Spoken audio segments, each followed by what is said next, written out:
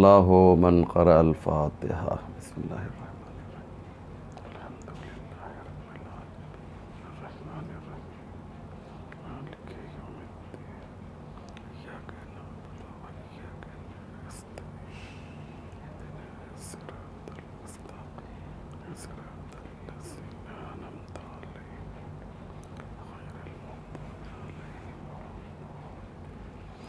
لا حول ولا قوة الا باللہ العلی العظیم حسبنا اللہ ونعم الوکیل نعم المولا ونعم النصیر اعوذ باللہ من الشیطان اللعین الرجیم بسم اللہ الرحمن الرحیم الحمد للہ رب العالمین والصلاة والسلام والتحیۃ والاکرام علی سید الانبیاء والمرسلین مولانا ابی القاسم محمد اللہم صلی علی محمد وآلہ الطیبین الطاہرین المعصومین المظلومین المنتخبین ولعنۃ اللہ علی اعدائہم اجمعین من یومنا ھذا الی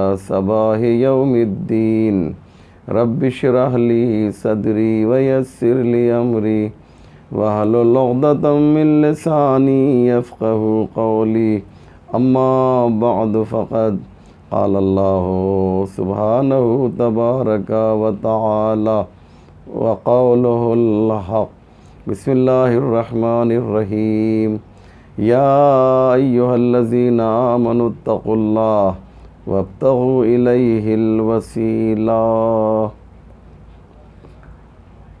مومنین کرام و ناظرین ذوی الاحترام، السلام علیکم ورحمۃ اللہ وبرکاتہ۔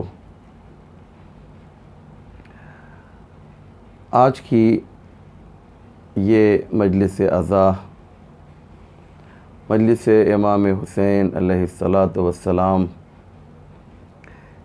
میرے ایک دوست کے کہنے پر، ان کی فرمائش پر پڑھی جا رہی ہے، اور ان کی نیت یہ ہے کہ اس مجلس کے ذریعے سے وہ جس پریشانی میں مبتلا ہیں وہ پریشانی دور ہو، ان کی دعا مستجاب ہو اور ان کی زندگی خوشحال ہو سکے۔ اسی لیے وہ اپنی دعاؤں کو مستجاب کرنے کے لیے مجلس امام حسین علیہ الصلاۃ والسلام کو وسیلہ قرار دے رہے ہیں، کیونکہ دعا کی شرط یہ ہے کہ جب تک وسیلے کے ساتھ دعا نہیں ہوگی وہ دعا قبول نہیں ہوتی ہے۔ جناب آدم 200 سال تک دعا کرتے رہے لیکن ان کی دعا قبول نہ ہوئی۔ جب جبریل امین کا گزر ہوا تو دیکھا آدم گریہ کر رہے ہیں، رو رہے ہیں۔ پوچھا آدم کیوں گریہ کر رہے ہو؟ تو کہا میری دعا قبول نہیں ہو رہی ہے۔ تو جناب جبریل نے کہا دعا یوں کرو، اللہم انی اسألک بحق الاکرمین علیک بمحمد وعلی وفاطمہ والحسن والحسین۔ چنانچہ جیسے ہی اسماء پنجتن کو وسیلہ قرار دیا ویسے ہی جناب آدم کی دعا قبول ہو گئی۔ تو یہ پنجتن وہ ہیں جو دعا کو قبول کروانے کا بہترین وسیلہ ہیں۔ اسی لیے میں نے قرآن کریم کی اس آیت کو اپنی مجلس کے لیے ٹاپک، عنوان اور موضوع قرار دیا ہے، جس میں ارشاد ہو رہا ہے یا ایھا الذین آمنوا اتقوا اللہ وابتغوا الیہ الوسیلہ۔ اے صاحبان ایمان، اے ایمان لانے والو، تقوی الہی اختیار کرو، وابتغوا الیہ الوسیلہ، اور اللہ کی بارگاہ میں پہنچنے کے لیے وسیلہ قرار دو۔ بغیر وسیلے کے آؤ گے تو میں تمہارے آنے کو قبول نہیں کروں گا۔ مجھ سے مانگنا چاہتے ہو، مجھ سے دعا کرنا چاہتے ہو تو تم وسیلے کو اختیار کرو۔ وسیلہ کئی ہو سکتا ہے، وسیلہ قرآن بھی وسیلہ ہے، اہل بیت بھی وسیلہ ہیں، اور ان وسیلوں میں سے ایک اہم وسیلہ مجلس امام حسین علیہ السلام ہے۔ ظاہر سی بات ہے کہ جب بندے خدا، جب مرد الہی، جب اللہ والا کسی ایسی شخصیت کو وسیلہ قرار دیتا ہے کہ جو پروردگار کی نگاہ میں بے انتہا محبوب ہے، پیارا ہے، عزیز ہے، تو پروردگار عالم اس وسیلے کے ذریعے سے دعاؤں کو قبول کرتا ہے۔ پروردگار کو مجلس حسین کیوں پسند ہے؟ اس لیے کہ یہ حسین وہ ہے جو نام خدا کو زندہ و پائندہ رکھے گا۔ نام پروردگار حسین ابن علی کے ذریعے سے قیامت تک، صبح قیامت تک باقی رہے گا۔ حسین نے اپنی قربانی دے کر اللہ کے نام کو باقی رکھا ہے۔ یاد رکھیے گا، اللہ کو حسین بہت عزیز ہے، اللہ کو حسین بہت پیارا ہے، اور یہ حسین ابن علی ہی ہے کہ جو بہترین وسیلہ پروردگار ہے۔ اللہ کی بارگاہ تک پہنچنے کے لیے نام حسین بہترین وسیلہ، مجلس حسین بہترین وسیلہ، فضائل حسین بہترین وسیلہ، مصائب حسین بہترین وسیلہ، ذکر حسین بہترین وسیلہ، قبر حسین بہترین وسیلہ ہے اللہ کی بارگاہ تک پہنچنے کے لیے۔ حسین کون ہے جس نے سن 60 ہجری میں مدینے کو چھوڑا ہے، اور کس طریقے سے چھوڑا ہم سب جانتے ہیں کہ یزید جیسی منحوس طاقت جو ہے وہ سن 60 ہجری میں تخت نشین ہوئی ہے۔ یزید کا باپ جو ہے وہ دنیا سے 22 رجب سن 60 ہجری کو جاتا ہے، اور وہ اپنا جانشین اسی فساد کی جڑ کو، اسی ظالم و جابر کو، اسی دشمن انسانیت و دشمن اسلام کو اپنا نائب بنا کر جاتا ہے۔ اور جیسے ہی یزید جو ہے تخت پر بیٹھتا ہے، وہ ظلم و ستم کا ایک پلان لے کر آیا، اور اس نے کس طریقے سے جو ہے اپنے ناپاک منصوبوں کو جو ہے وہ عملی جامہ پہنانے کے لیے کام شروع کر دیا، اور ان میں اس نے ایک اہم کام اس کے اعتبار سے یہ کیا کہ امام حسین سے بیعت کا مطالبہ کیا۔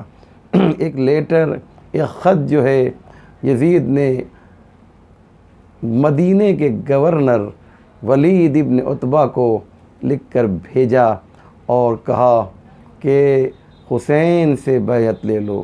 اس میں چند نام تھے، میں ایک دو نام آپ کے سامنے پیش کرتا ہوں کہ یزید نے خط میں لکھا کہ عبداللہ ابن زبیر سے تمہیں بیعت لینا ہے، عبداللہ ابن عمر سے تمہیں بیعت لینا ہے، اور کئی نام تھے، بڑے بڑے لوگوں کے جو بیٹے تھے ان کے نام تھے۔ ان میں یہ آخر میں یہ لکھا کہ حسین سے بیعت لے لو، اور اگر حسین بیعت نہ کریں تو فَلْيَكُنْ بِالْجَوَابِ رَأْسُ الْحُسَيْن، تو پھر حسین کا سر قلم کر کے میرے پاس بھیج دینا۔ دیکھو ولید، حسین تو جھکے گا نہیں، لیکن یہ عبداللہ ابن زبیر اور عبداللہ ابن عمر وغیرہ یہ ہو سکتا ہے بیعت کر لیں۔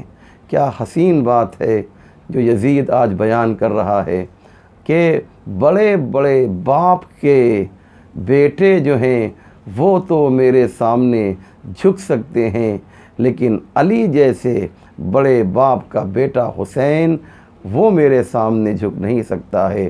الفضل ما شہدت بہ الاعداء، فضیلت وہ ہے کہ جس کا اعتراف دشمن کر لے۔ دشمن جس کا اعتراف کر لے اسی کو فضیلت کہا جاتا ہے۔ یزید نے کہا مجھے معلوم ہے علی کا بیٹا جو ہے وہ بیعت نہیں کر سکتا ہے۔ اور امام حسین نے تو کھلے لفظوں میں یہ اعلان کیا تھا، الا ان الدئی ابن الدئی قد رکضا بین اثنتین بین السلۃ والذلہ ہیہات من الذلہ۔ یہ ظالم مجھ سے بیعت کا مطالبہ کر رہا ہے، اسے معلوم ہونا چاہیے کہ میں اور اس کی بیعت کر لوں، یہ ممکن نہیں ہے۔ قد رکضا بین اثنتین، اس نے مجھے دو راہے پر لا کر کھڑا کر دیا ہے، یا میں یزید کی بیعت کر لوں یا میں جو ہوں سر دے دوں۔ ہیہات من الذلہ، حسین بیعت تو نہیں کر سکتا ہے، سر جو ہے کٹانے کے لیے تیار ہے۔ حسین کا سر کٹ تو سکتا ہے لیکن اس ظالم کے سامنے جھک نہیں سکتا ہے۔ پھر اس کے بعد امام حسین نے اس کا ریزن بتایا، حسین کیوں بیعت نہیں کر سکتے۔ یا واللہ ورسولہ، یہ پورا ایک خطبہ ہے، میں اس کا صرف اشارہ آپ کے سامنے کر رہا ہوں کہ یہ ممکن نہیں ہے۔ وَحُجُورٌ طَعَبَتْ وَطَهُرَتْ، کیونکہ حسین نے پاکیزہ دودھ پیا ہے اور حسین کی رگوں میں پاکیزہ خون دوڑ رہا ہے، تو حسین کبھی بھی ظالم کی بیعت نہیں کر سکتا۔ ماں کی پاکیزگی جو ہے بچوں میں منتقل ہوتی ہے، شرافت پدری جو ہے، باپ کی شرافت جو ہے وہ نسلوں میں منتقل ہوتی ہے۔ اس لیے امام حسین علیہ السلام نے یہ اعلان کیا، اور اس کے بعد جب ولید نے آپ کو دربار میں بلایا ہے تو امام حسین نے کہا کہ انتا تعلم بأننا اہل بیت النبوہ ومعدن الرسالہ ومختلف الملائکہ ومحبت الوحی۔ اے ولید، تو جانتا ہے، ہمارے بارے میں تجھے معلوم ہے میں کون ہوں، کہ ہم جو ہیں اہل بیت نبوت ہیں۔ بہت ہی توجہ کیجئے گا، جو لوگ مجھے اس وقت سماعت کر رہے ہیں، جو لوگ مجھے اس وقت سن رہے ہیں، وہ پوری توجہ کریں۔ امام حسین علیہ السلام کیا فرما رہے ہیں؟ کہتے ہیں بِأَنَّ أَهْلُ بَيْتِ النُّبُوَّةِ، ہم نبوت کے اہل بیت ہیں۔ توجہ کر رہے ہیں نا؟ امام حسین نے کیا کہا؟ ہم نبوت کے اہل بیت ہیں، یہ نہیں کہا کہ ہم نبی کے اہل بیت ہیں۔ کیوں؟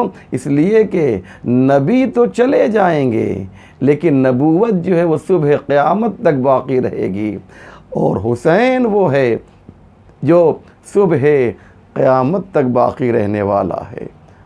بِأَنَّا أَهْلُ بَيْتِ النُّبُوَّةِ وَمَعْدِنُ الرِّسَالَةِ، رسالت ہمارے ہی گھر سے نکلتی ہے، سر چشمہ رسالت جو ہے ہمارا گھر ہے، رسالت ہمارے گھر کی پروڈکٹ ہے، یہیں سے رسالت نکلتی ہے۔ بِأَنَّا أَهْلُ بَيْتِ النُّبُوَّةِ وَمَعْدِنُ الرِّسَالَةِ وَمُخْتَلَفُ الْمَلَائِكَةِ، اور ہم وہ ہیں کہ جہاں پر ملائکہ ہم پر جو ہیں نازل ہوتے ہیں۔ یہ نہیں کہا کہ ملائکہ ہمارے گھر میں آتے ہیں۔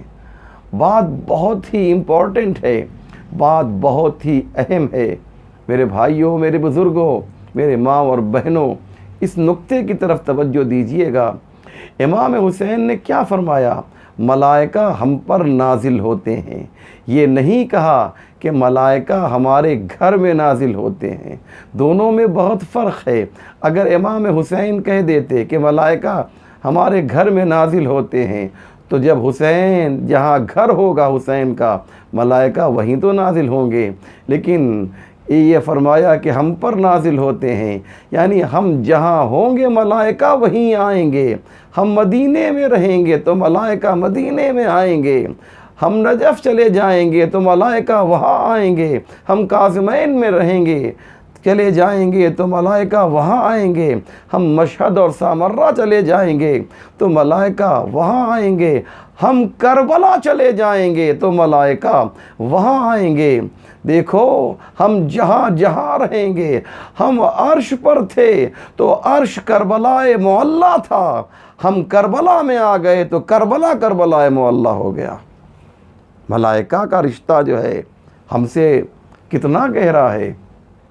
ایک کتاب ہے غنیت الطالبین، جو جناب شیخ عبد القادر جیلانی کی، انہیں غوث اعظم بھی کہا جاتا ہے، ان کی کتاب ہے غنیت الطالبین، بڑی مشہور کتاب ہے۔ اس کتاب میں یہ مصنف لکھتے ہیں، بہت توجہ کیجئے گا، یہ مصنف لکھتے ہیں کہ اللہ نے امام حسین کی شہادت کے بعد 70,000 فرشتوں کو پیدا کیا تاکہ وہ حسین کے قبر کا طواف کر سکیں۔ میری بات آپ تک پہنچی یا نہیں پہنچی؟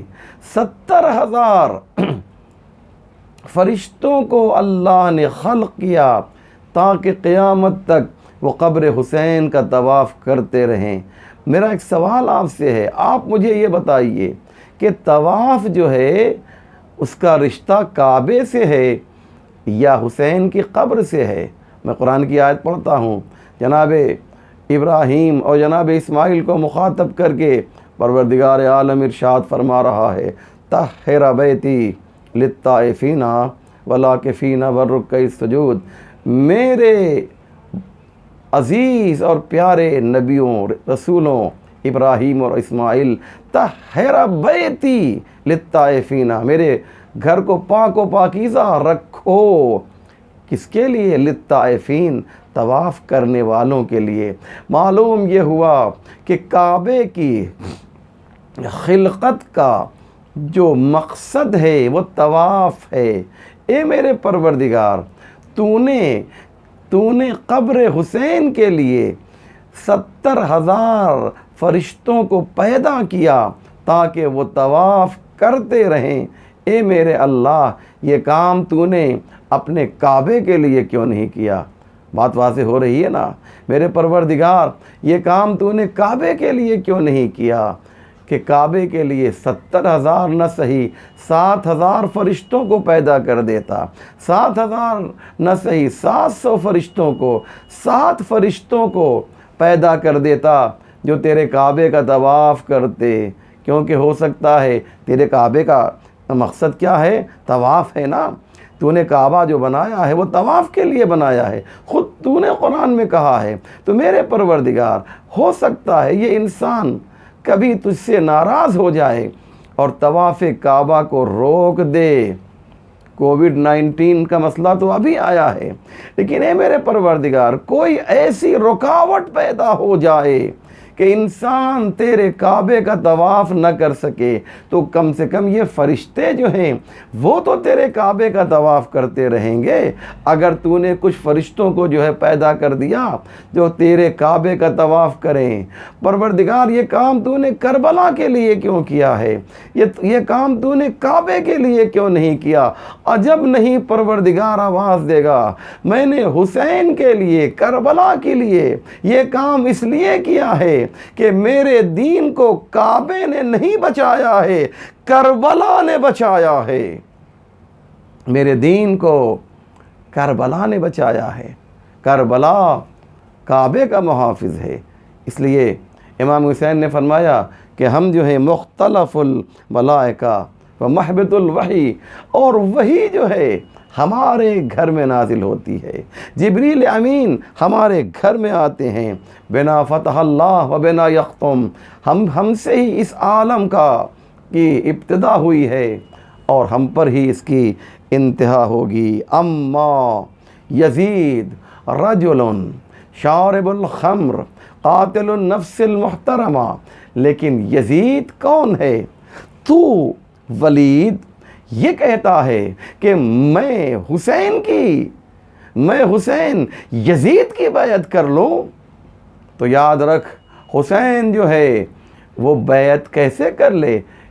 دیکھتا نہیں ہے، حسین یہ ہے، حسین یہ ہے، حسین یہ ہے۔ وَأَمَّا يَزِيدُ رَجُلٌ فَاسِقٌ شَارِبُ الْخَمْرِ قَاتِلُ النَّفْسِ الْمُحْتَرَمَةِ مُعْلِنٌ بِالْفِسْقِ۔ یزید جو ہے وہ کون ہے؟ یزید کو پہچانتا ہے؟ یزید کون ہے؟ یزید جو ہے یہ رجل فاسق ہے، یہ فاسق ہے۔ اس کے بعد فرمایا شارب الخمر، یہ شراب پینے والا ہے، معلن بالفسق، کھلے عام گناہ کرنے والا ہے۔ یزید کے اندر یہ ساری جو ہے یہ ساری خرابیاں ہیں۔ وقاتل النفس المحترمہ، اور یزید جو ہے نفس محترم کا قاتل ہے۔ تو میں اور یزید، تو نے یہ دو کیریکٹر کو دیکھا، قاتل النفس المحترمہ، یزید جو ہے نفس محترمہ کا قاتل ہے۔ پھر امام حسین نے اپنے پورے خطبے کو سمیٹ کر ایک قیمتی اور بہت ہی اہم بات کہی اور بہترین میسج صبح قیامت تک کے لیے دیا، اور فرمایا مثلی لا یبایع، مثلی لا یبایع مثلا، میرے جیسا یزید جیسے کی بیعت نہیں کر سکتا ہے۔ بہت سے لوگ یہ کہتے ہیں کہ یہ جنگ جو ہے یہ دو شہزادوں کے درمیان جنگ تھی، یہ دنیا کے لیے جنگ تھی۔ ایک شخص، اس نے ابھی چند سال پہلے، جب میں اس کا نام بھی لینا نہیں چاہتا ہوں، اس نے یزید کی تعریف کی، یزید کو رحمت اللہ علیہ کہا، یزید کو رضی اللہ کہا، اور یزید کی تعریف کی۔ میری دعا یہ ہے کہ پروردگار یہ شخص اور جتنے لوگ بھی یزید کی تعریف کرتے ہیں، جو یزید کو اچھا کہتے ہیں، پروردگار ان لوگوں کو یزید کے ساتھ محشور فرما۔ جو جگہ یزید کی ہے وہی جگہ بھی ہے پروردگار، انہیں بھی عنایت فرما۔ یزید کی تعریف، حسین کہتے ہیں کہ مثلی لا یبایع مثلا، میرے جیسا۔ تم یہ کہتے ہو کہ دو شہزادوں کی جنگ ہے، نہیں، ایسا نہیں ہے۔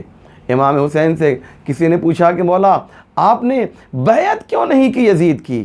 تو امام نے فرمایا لو بیعتو لکفرتو، یزید کی بیعت جو ہے انسان کو کفر کے دائرے میں داخل کر دیتی ہے۔ بات واضح ہو رہی ہے؟ بیعت یزید انسان کو کفر کے دائرے میں لے آتی ہے۔ یعنی حسین یہ بتانا چاہتے ہیں کہ یہ نہ سمجھنا کہ یزید اور حسین کی جنگ جو ہے دو شہزادوں کی جنگ ہے، بلکہ یزید و حسین کا جو معرکہ ہے وہ حق و باطل کا معرکہ ہے۔ یہ معرکہ حق و باطل ہے۔ لہذا عزیزو یہ ذہن میں رکھیے گا کہ یزید جو ہے وہ کون ہے؟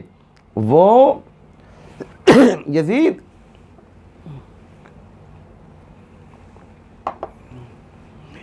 کون ہے، اسے پہچانیے۔ امام نے ایک جگہ ایک موقع پر بہت ہی خوبصورت انداز میں بیان کیا، جب کسی نے کہا کہ آپ یہ سب کیوں کر رہے ہیں، یزید کے خلاف آواز کیوں بلند کر رہے ہیں، تو آپ نے فرمایا لو بولیت الامت برائن مثل یزید علی الاسلام السلام، لو بولیت الامت برائن مثل یزید، اسلام کا فاتحہ پڑھ دینا چاہیے اس موقع پر کہ جب امت کو یزید جیسا بادشاہ مل جائے، یزید جیسا حاکم مل جائے، یعنی اسلام کا یا مسلمانوں کے درمیان حاکم جو ہے یزید ہو جائے، تو اس موقع پر اسلام کا جو ہے فاتحہ پڑھنا چاہیے۔ اس لیے یہ دو شہزادوں کی جنگ نہیں ہے، بلکہ حقیقت یہ ہے کہ یہ جنگ جو ہے حق اور باطل کی جنگ ہے۔ باتیں بہت سی ہیں، میں گھڑی پر بھی میری نگاہ ہے، بڑی تیزی سے وقت گزرا جا رہا ہے۔ آئیے میں آپ کی خدمت میں ایک اور دلیل دیتا ہوں کہ جب امام حسین علیہ السلام کو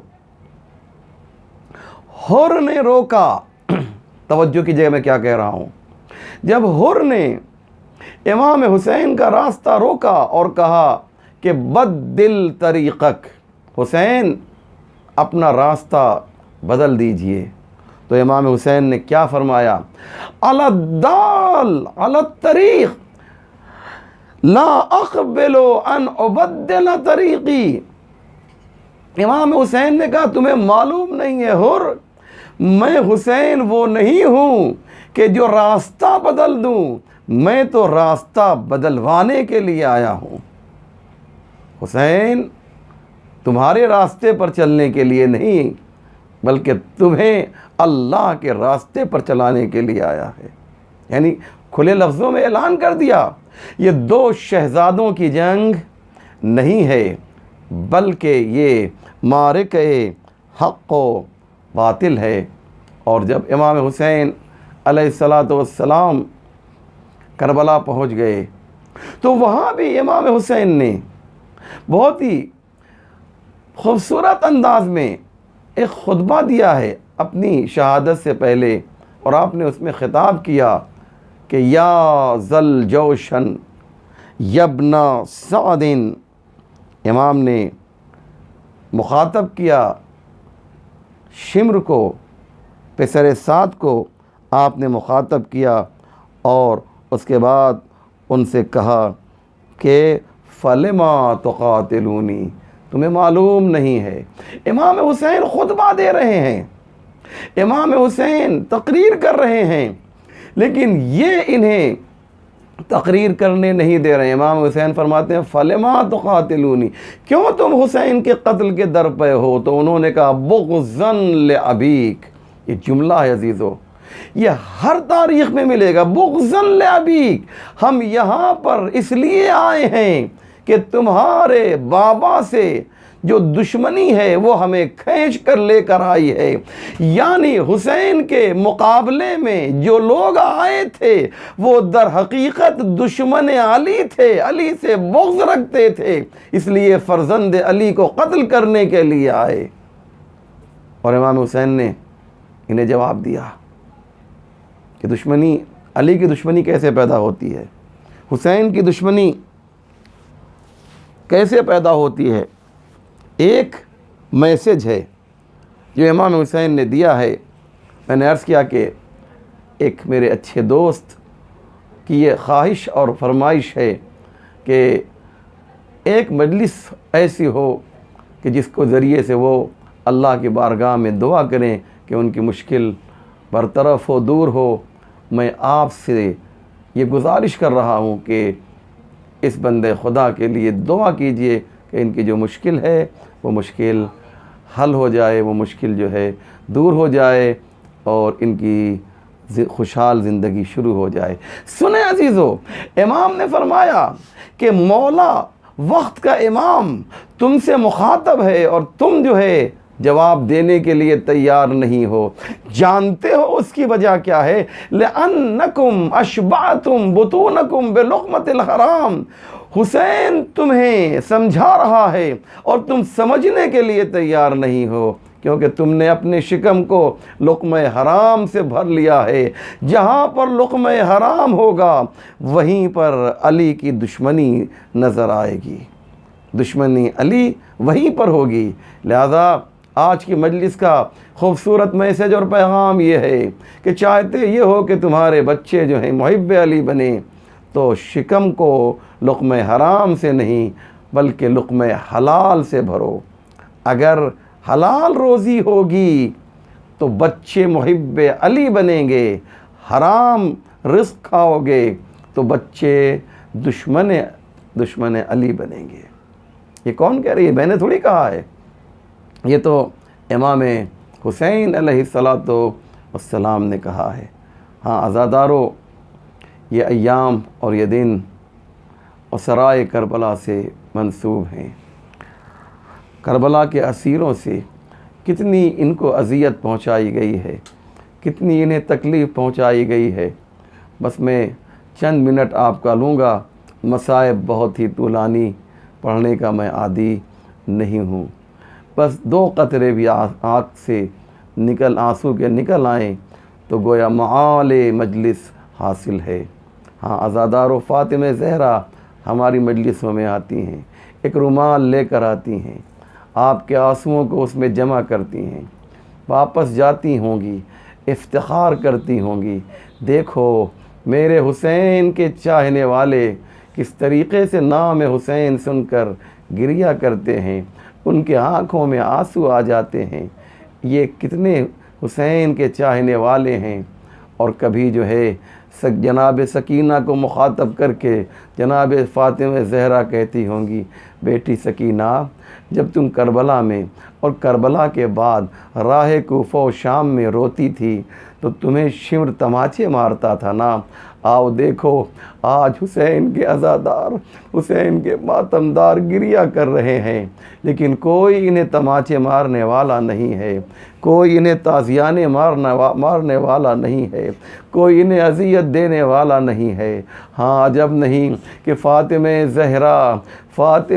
زہرا کے ہاتھ آسمان کی جانب بلند ہو جاتے ہوں، اے میرے پروردگار یہ تیرے حسین کے ماتمدار ہیں، یہ تیرے حسین کے اشک بار ہیں، یہ تیرے حسین کے لیے آنسو بہا رہے ہیں، پروردگار ان کی حفاظت کرنا، اجرکم علی اللہ۔ ہاں عزادارو یہ قافلہ ہے جو چلا جا رہا ہے، بس میں نے ختم کیا، ایک منظر میں آپ کے سامنے پیش کرنا چاہتا ہوں۔ مقام حلب پہ جب یہ قافلہ رکا ہے تو جناب سکینہ بہت پیاسی تھیں، قافلہ روک دیا گیا، شمر ہے جو اپنے قافلے والوں کو پانی پلا رہا ہے، جناب سکینہ نے دیکھا شمر پانی پلا رہا ہے، جناب زینب کے پاس آئیں، اے پھوپھی اماں میں بھی پیاسی ہوں، کیا میں شمر سے پانی مانگ سکتی ہوں؟ جناب زینب نے کہا ہاں اگر وہ تمہیں پانی پلا دے تو تم مانگ سکتی ہو۔ جناب سکینہ جو ہیں شمر کے قریب گئیں، اے شمر حسین کی بیٹی سکینہ بھی پیاسی ہے، اسے بھی تھوڑا سا پانی پلا دے، اسے بھی تھوڑا سا پانی پلا دے۔ جناب سکینہ شمر سے پانی مانگ رہی ہیں لیکن وہ پانی دینے کے لیے تیار نہیں ہے، جو اپنا رخ موڑ لیتا ہے، جناب سکینہ اس طرف جاتی ہیں، شمر اپنے چہرے کا رخ دوسری طرف موڑ لیتا ہے کہ شاید جب سب کو پانی پلا لے گا تو مجھے بھی پانی دے گا۔ بس عزادارو سنیں، جب سب کو پانی پلا چکا، مشکیزے میں پانی موجود تھا، لیکن ظالم نے ظلم کرنے کے لیے ظلم کی انتہا کر دی، ارے سکینہ کے سامنے مشکیزے کا دہانہ کھول دیا، پانی زمین پر بہا دیا۔ عجب نہیں سکینہ نے نہر فرات کی طرف رخ کر کے آواز دی ہو، اے امو، اے چچا عباس، آؤ آؤ، تم نہیں ہو تو سکینہ کے ساتھ اس طریقے سے ظلم کیا جا رہا ہے۔ سکینہ پیاسی ہے، سکینہ کی کوئی فریاد سننے والا نہیں ہے۔ وَسَيَعْلَمُ الَّذِينَ ظَلَمُوا أَيَّ مُنْقَلَبٍ يَنْقَلِبُونَ اللهم بحق محمد وأنت المحمود وبحق علي وأنت العالى وبحق فاطمة وأنت فاطر السماوات والأرض وبحق الحسن وأنت المحسن وبحق الحسين وأنت قديم الإحسان وبحق الأئمة التسعة الطاهرين من ذریت الحسین علیہ السلام۔ یا اللہ تجھے واسطہ ہے محمد و آل محمد کا پروردگار، ہمارے اس مختصر مگر اہم اعمال کو قبول فرما، جو پریشان حال ہیں ان کی پریشانیوں کو دور فرما، جو بیمار ہیں انہیں شفا عنایت فرما، جو حج و زیارات کے مشتاق ہیں انہیں حج و زیارات سے مشرف فرما۔ ایک بندہ خدا نے یہ مجلس اپنی دعاؤں کو مستجاب ہونے کے لیے، پریشانیوں کو دور ہونے کے لیے منعقد کی گئی ہے، پروردگار اس بندے خدا کی پریشانیوں کو دور فرما اور اس کی دعاؤں کو مستجاب فرما۔ آل محمد کے چاہنے والے دنیا میں جہاں جہاں بھی ہوں ان کی جان مال عزت آبرو کی حفاظت فرما، پرچم اسلام کو سربلند فرما، پرچم کفر و نفاق کو سرنگوں فرما، ہمارے امام کے ظہور میں تعجیل فرما، ہم سب کو ان کے اعوان و انصار میں شمار فرما۔ ربنا تقبل منا انکا انت السمیع العلیم۔